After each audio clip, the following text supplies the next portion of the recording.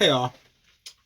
So, I probably shouldn't post this video. Maybe I won't.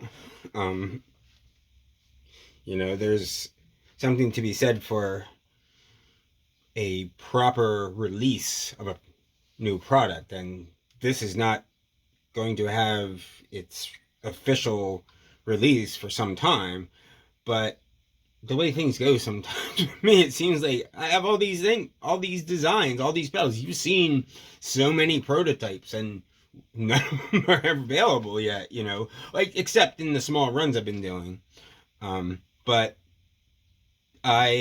this is a prototype of something I wanted to prototype for a long time, and then I had someone ask me about ordering a Ruckus, which I haven't had the Ruckus available recently. It's mostly just because I just haven't had the money to buy the enclosures for it, since it's, it doesn't sell quite as well as some of the other ones, because people who get it love it and gush about it, but I think a lot of people just don't really know what it is or have a misunderstanding about what it is. So anyway, I said, well, how about this? I will build you this deluxe version that I've been thinking about putting out, and, it'll take a long wait, but you'll have this, this Ruckus with a tremolo. And so here we have the Ruckus Deluxus, which I don't know if that's going to stick as far as name right now. I like it. It's a little goofy, but a little not goofy. So the top row are the controls just for the Ruckus. The bottom row is for the modulation circuit. So when you have the accelerate off, this is the modulation off. It's just these controls that do something, and it's just the stock Ruckus. Although I took a control away and put in a control that does what I want better. This gain FREQ. Now, it's probably going to end up being just a toggle switch, because a lot of these settings kind of sound too similar to make it worthwhile, I think. The control that was there was the high pass control, and this was just a passive high pass filter. And what I wanted it for was to give you a janglier sound, a thinner, janglier sound. But it never really did it that well, because it was a passive, circuit that was doing it, and it really needed something that, like, was active and, alive sounding. So what I ended up, I had, this brilliant idea. I was like, oh, I have this with the high FREQ pedal, my high frequency booster. I added this control that lets you select the frequency of the gain of the circuit, meaning, like, basically how low in frequency the gain is being boosted. I don't know. It's a hard thing to explain. It's kind. I don't know. So on position 1, this only boosts the highs, like the high highs. The lows don't get boosted, so they don't get really distorted that much. As you go up, it will allow it boosts more and more and more lows. And when you have it on number 7, that's the stock Ruckus, where everything is boosted equally. But because of this, you can get exactly what I wanted to get from that high pass control. You can get this brighter, janglier sound, because the low end isn't getting all, like, distorted and mix. It's whatever, you'll see. So I guess I should talk about just what the Ruckus is, or what the inspiration is. It was born from another pedal, just like all my pedals. It was born from the loud box. The one setting on there has this really messed up sound. And I was like, I want a pedal that takes that and goes further with it. And it went through all these incarnations, and finally I got it to the point where it's just an amazing freaking crazy overdrive pedal. It can sound pretty clean and like incredibly good and like beautiful and chimey and everything, or it can sound like the amp, your tube amp or whatever amp is just starting to go. It's on its last legs, and it just sounds messed up. But it has a very wide range. Like I said, like you can really go from like almost clean and awesome sounding to like almost intelligible broken sounding, and everything in between.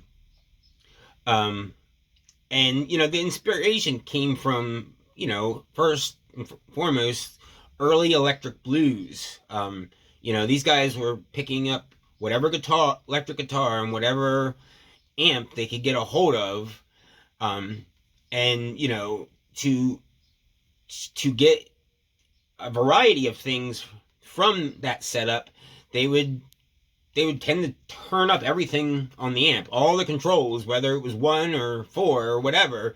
They would turn them all up and just wail away, getting distortion and more sustain and like harmonics and all this stuff, that kind of is what led to us, having rock and roll and massive distorted guitars and stuff. It's all can be traced back to those guys, and people like Link Ray as well, and Dick Dale and stuff. But so that's the first part of this. But then also, it comes from my love of like the Are You Experience era of Jimi Hendrix, where he's just playing through like this, crank Marshall stack, and it's just, it can go, when he has it clean, it's because he's rolling his volume back on his guitar and he's getting it real chimey, and then, he lets it loose and it's just like, sounds like it's gonna explode, very much kind of like,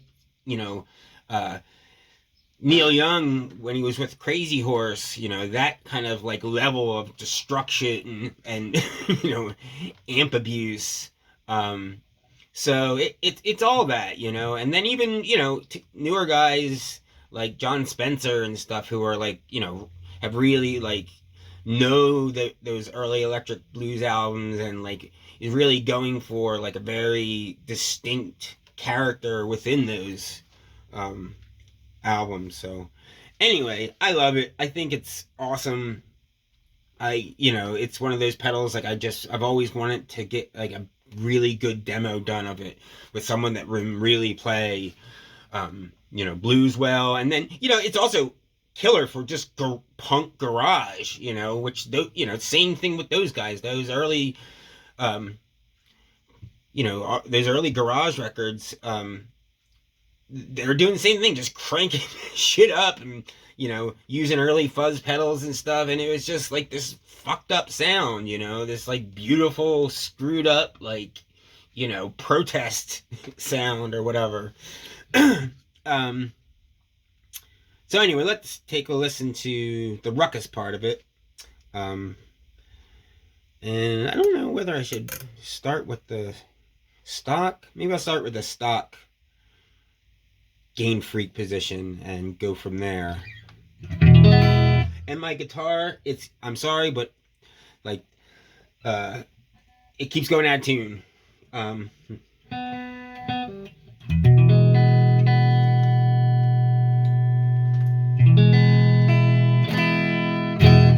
Whatever.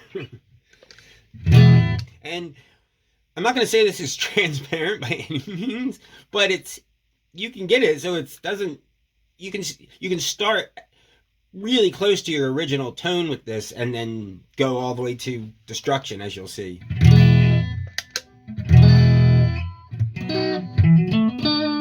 It actually, you kick it on, it takes everything that's there and makes it sound better and adds low end, adds, some high end articulation.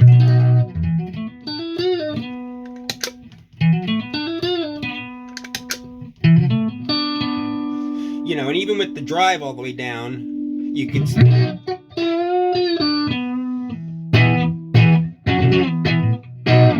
you got a lot of gain. Let's see what happens when we turn up the drive.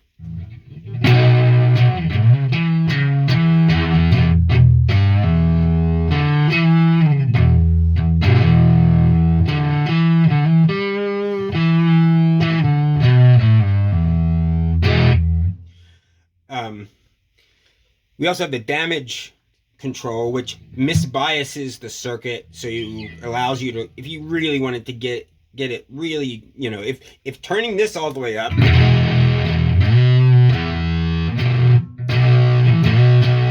if that's not messed up enough,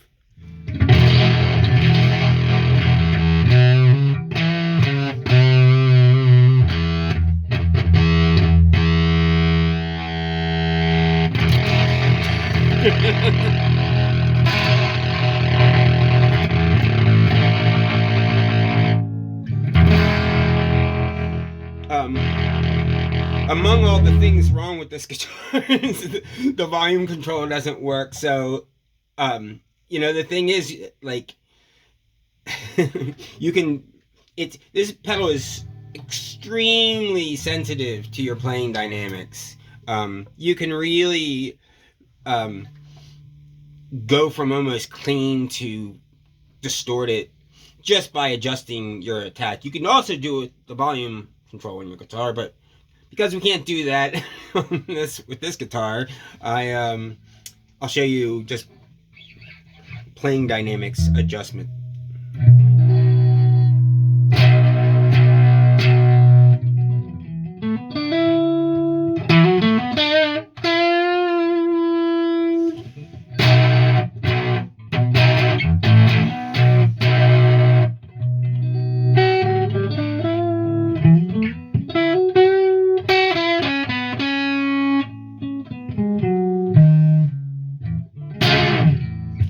Let's check out, it's going to be a little hard to hear some of the differences of the gain FREQ setting, but, dropping picks. We'll see.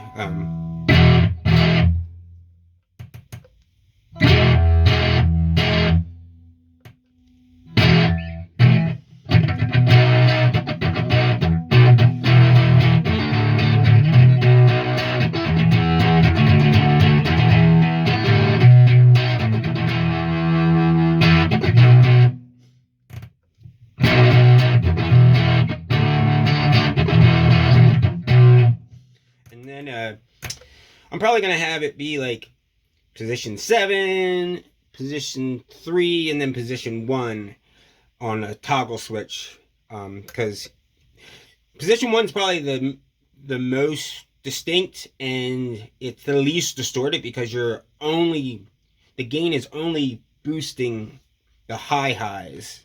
So there's just not as much saturation available. And you can hear how bright and jangly.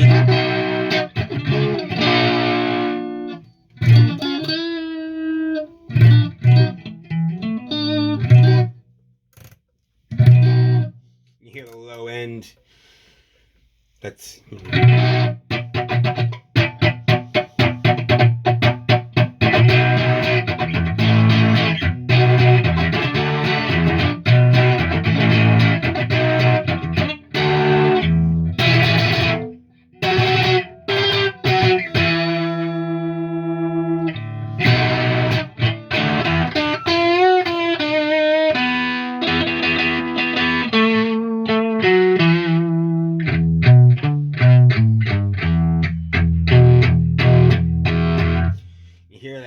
crunchier sound than you hear all that low end come in, you know. And like I said, you can get rid of some of it.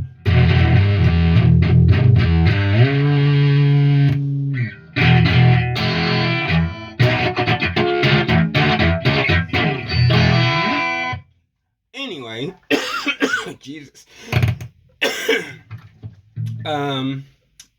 So the tremolo. It's a very characterful circuit. And it's, you actually, when you first power the pedal up, you need to give it some time for like the LFO to, and everything in the circuit to kind of settle in, because you'll hear the LFO, the oscillating, circuit that creates the modulation, bleeds through, but then it dies away. It's but I think I think of this as kind of like an amp, this pedal, like an old tube amp with the tremolo in it, and that has all these interesting character things, not flaws, but anyway, let's just check it out. There's the rate control, which obviously just sets how fast it goes, and will go into audio range and give you like a ring modulation type effect, or it can go like super slow. I'm not sure how slow it is yet. I haven't tried to figure that out. It's a sawtooth wave, same thing as, well, similar to the Vox repeat percussion. It kind of uses a similar circuit to that. You use a unijunction transistor as the oscillator and stuff. So it's this distinct choppy tremolo sound, and then the slew slows down the beginning of the modulation, so it basically makes it rounder and more like a triangle wave. You'll see what it does. The depth just controls how much the volume is pulled down, because there is a voltage controlled attenuator in here. So when the modulating oscillator hits it, it pulls the volume down. It instead of letting it go like a voltage controlled amplifier, it pulls it away. And this determines how far it pulls it down. As you turn up the depth, it gets to the point where it goes completely silent.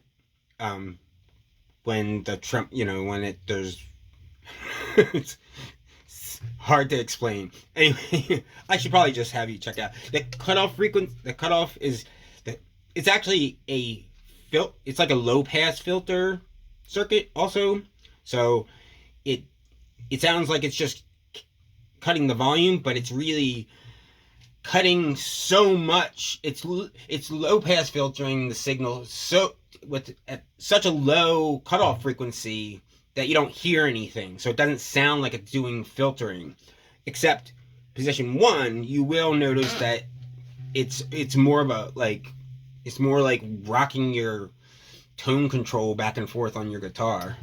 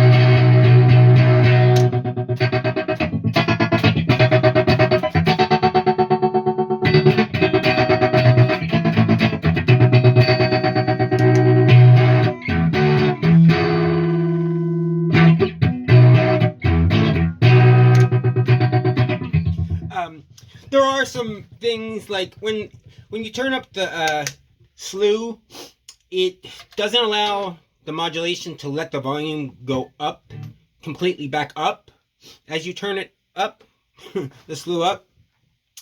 So if you're going to go from having the Ruckus on and then onto the tremolo, and you don't want the volume to change, you have to just tweak things just right. But most people are just gonna, you know.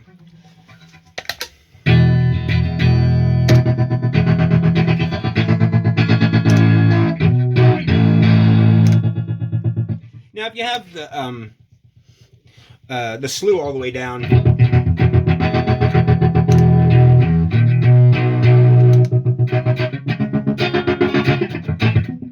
it's also, you know, this is one of those things where it's a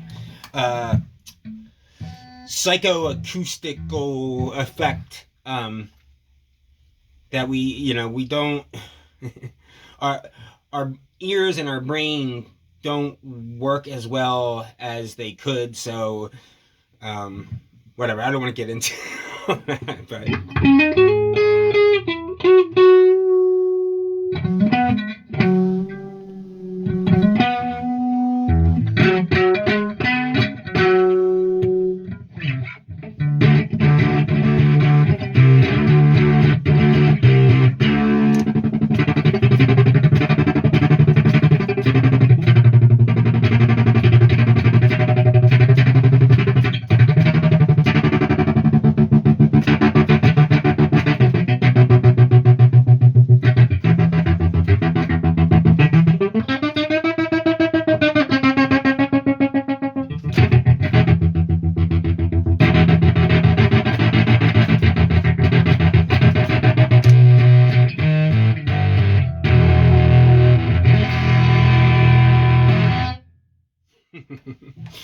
and the great part is you can make it sound completely distorted and messed up, and it's completely quiet. You know, there's just like the signal noise ratio is amazing.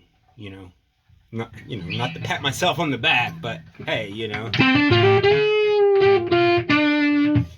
And that's just because of how I bias the circuit and, you know, just my little tricks and whatnot, and yeah. So I don't know when this is going to be available. I suspect I will get, if I post this video, I will get requests for it. It's awesome. I love it. It's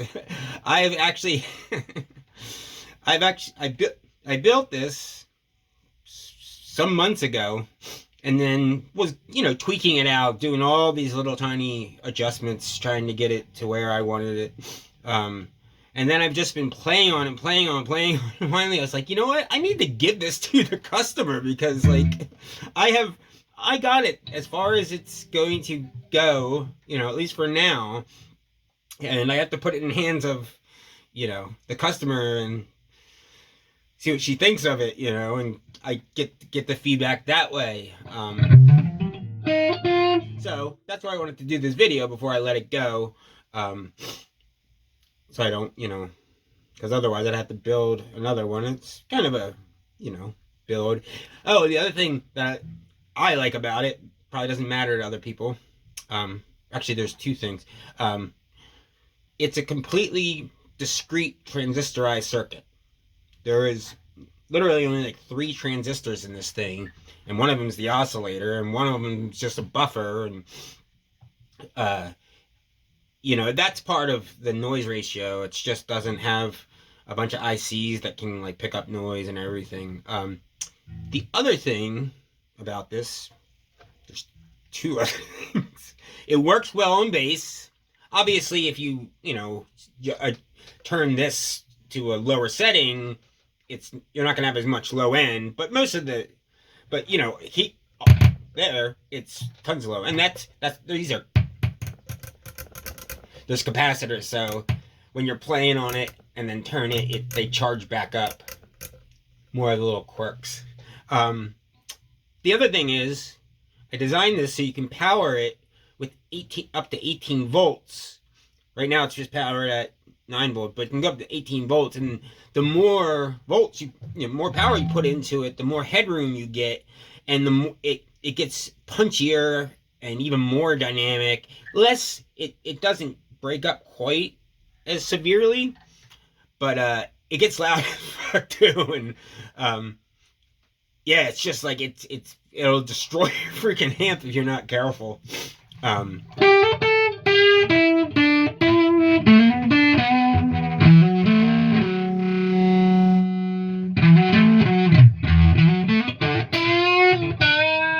It just reminds me of that sound reminds me of so many of my like favorite albums.